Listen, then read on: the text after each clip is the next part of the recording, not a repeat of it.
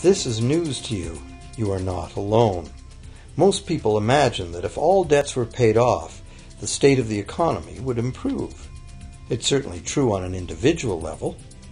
Just as we have more money to spend when our loan payments are finished, we think that if everyone were out of debt, there would be more money to spend in general. But the truth is the exact opposite. There would be no money at all. There it is. We are totally dependent on continually renewed bank credit for there to be any money in existence.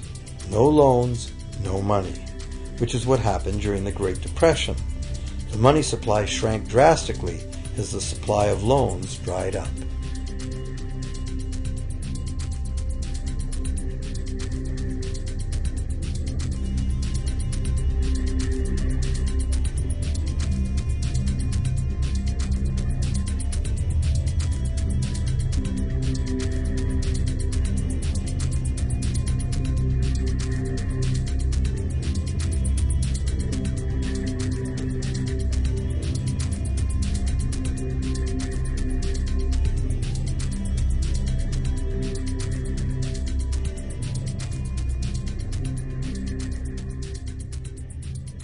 And that's not all.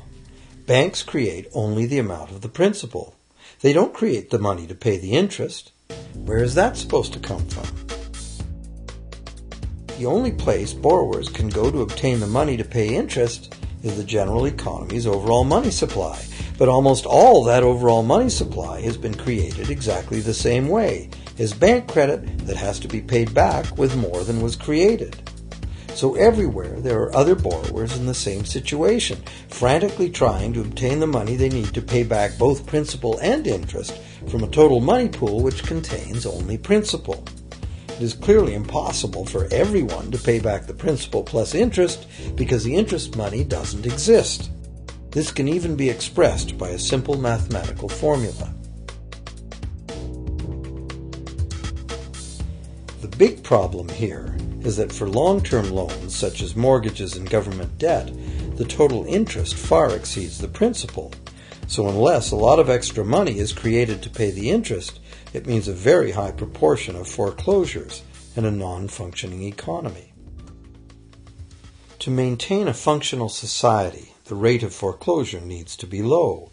And so, to accomplish this, more and more new debt money has to be created to satisfy today's demands for money to service the previous debt. But of course, this just makes the total debt bigger, and that means more interest must ultimately be paid, resulting in an ever-escalating and inescapable spiral of mounting indebtedness.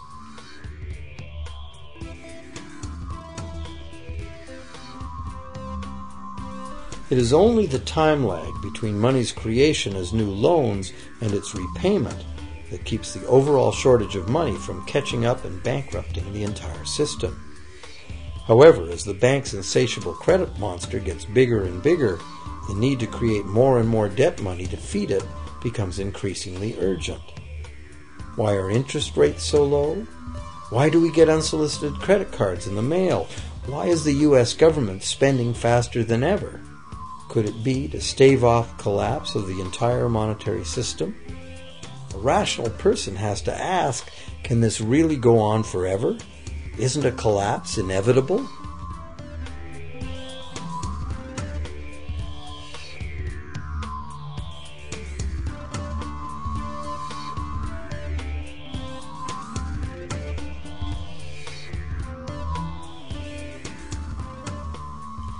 Money facilitates production and trade.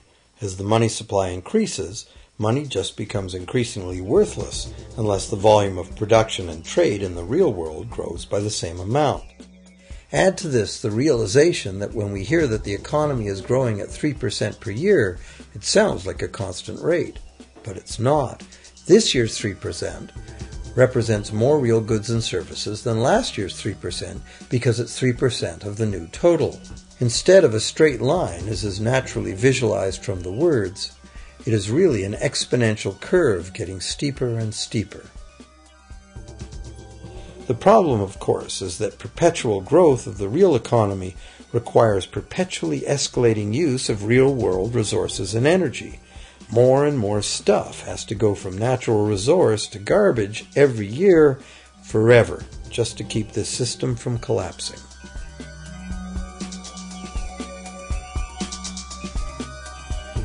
What can we do about this downright scary situation?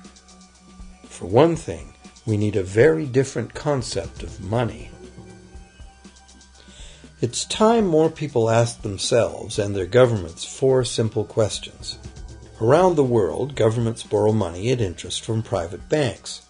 Government debt is a major component of total debt, and servicing that debt takes a big chunk of our taxes. Now we know that banks simply create the money they lend, and that governments have given them permission to do this. So the first question is, why do governments choose to borrow money from private banks at interest when government could create all the interest-free money it needs itself? And the second big question is, why create money as debt at all? Why not create money that circulates permanently and doesn't have to be perpetually reborrowed at interest in order to exist? The third question, how can a money system that can only function with perpetually accelerating growth be used to build a sustainable economy? Isn't it logical that perpetually accelerating growth and sustainability are incompatible? And finally, what is it about our current system that makes it totally dependent on perpetual growth? What needs to be changed to allow the creation of a sustainable economy? At one time, charging any interest on a loan was called usury and was subject to severe penalties, including death. Every major religion forbade usury. Most of the arguments made against the practice were moral. It was held that money's only legitimate purpose was to facilitate the exchange of real goods and services. Any form of making money from simply having money was regarded as the act of a parasite or of a thief. However, as the credit needs of commerce increased, the moral arguments eventually gave way to the argument that lending involves risk and loss of opportunity to the lender, and therefore attempting to make a profit from lending is justified. Today, these notions seem quaint. Today, the idea of making money from money is held as an ideal to strive for. Why work when you can get your money to work for you? However, in trying to envision a sustainable future, it's very clear that the charging of interest is both a moral and a practical problem. Imagine a society and economy that can endure for centuries because, instead of plundering its capital stores of energy, it restricts itself to present-day income. No more wood is harvested than grows in the same period. All energy is renewable, solar, gravitational, geothermal, magnetic, and whatever else we discover. This society lives within the limits of its non-renewable resources by reusing and recycling everything, and the population just replaces itself. Such a society could never function using a money system utterly dependent on perpetually accelerating growth. A stable economy would need a money supply at least capable of remaining stable without collapsing. Let's say the total volume of this stable money supply is represented by this big circle. Let's also imagine that moneylenders must actually have existing money to lend. If some people within this money supply begin systematically lending money at interest, their share of the money supply will grow. If they continually reloan at interest all the money that gets paid back, what's the inevitable result? Whether it's gold, fiat, or debt money doesn't matter.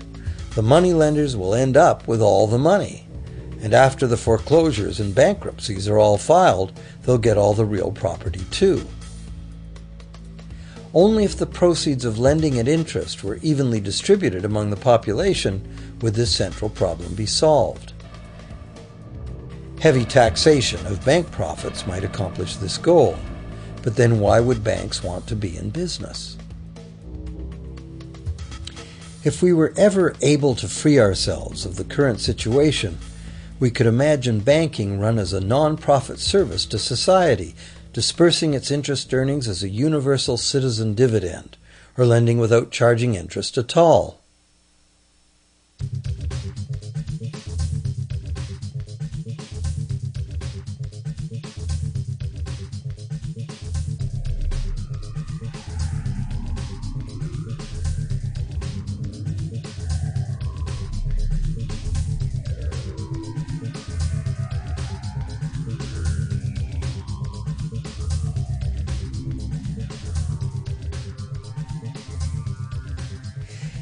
If it is the fundamental nature of the system that causes the problems, tinkering with the system cannot ever solve those problems. The system itself must be replaced. Many monetary critics call for a return to gold-based money, claiming that gold has a long history of reliability. They ignore the many scams that can be played with gold, shaving coins, debasing the metal, cornering the market, all of which were abundantly practiced in ancient Rome and contributed to its fall. Some advocate silver, it being more abundant than gold and therefore more difficult to corner. Many question the need to bring back precious metals at all. No one wants to go back to carrying heavy sacks of coins to go shopping. It's a certainty that paper, digital, plastic, or more likely biometric ID money would be the real medium of trade, with the same potential for creating unlimited debt money we have now. Beyond that, if gold again became the sole legal basis of money, those who have no gold would suddenly have no money. Other monetary reform advocates have concluded that greed and dishonesty are the main problems, and that there may be better ways to create an honest and equitable money system than returning to silver or gold. Inventive minds have proposed a variety of alternate ways to create money. Many private barter systems create money as debt, much as banks do, but it is done openly and without charging interest. An example is a barter system in which debt is expressed as pledges of hours of work, all work being valued equally at a dollar figure that then allows hours to be equated with the dollar price of goods. This kind of money system can be set up by anyone who can devise a way to do the accounting and find willing and trustworthy participants. Setting up a local barter money system, even if it were little used now, would be prudent emergency planning for any community. Monetary reform, like electoral reform, is a big topic, and one that requires a willingness to change and to think outside the box. Monetary reform, again, like electoral reform, will not come easily, because the enormously powerful interests that benefit from the existing system will do their utmost to maintain their advantage. Now that we've seen that money is just an idea, and that in reality money can be whatever we make it, here's one very simple alternative monetary concept to consider. This model is based on systems that have worked in the past, in England and America, systems that were undermined and destroyed by the goldsmith bankers and their fractional reserve system.